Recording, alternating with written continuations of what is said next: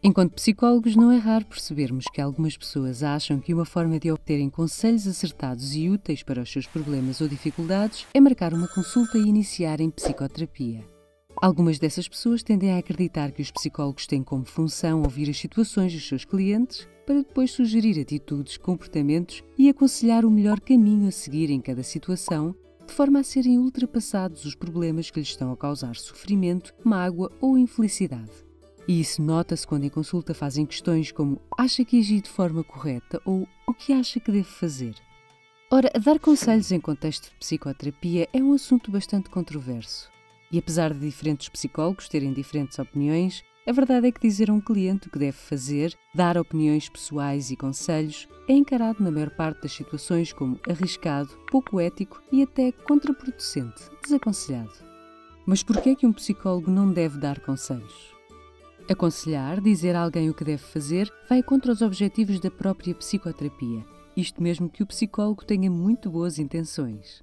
A psicoterapia visa exatamente a autonomia dos clientes, que são, por norma, pessoas que se encontram fragilizadas e sugestionáveis.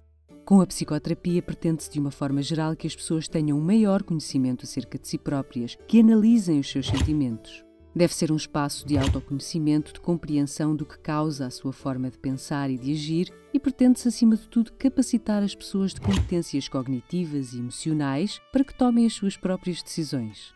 Os psicólogos, ao dizerem o que os clientes devem fazer, podem até cair em situações de contra-transferência e, ao transferir as suas próprias emoções e expectativas para o cliente, acabam por afetar a relação terapêutica e o próprio processo terapêutico.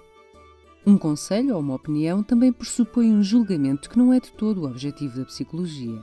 Enquanto ciência, a psicologia contém muitas teorias e técnicas que são obviamente baseadas em conhecimento científico e não em opiniões subjetivas ou valores pessoais.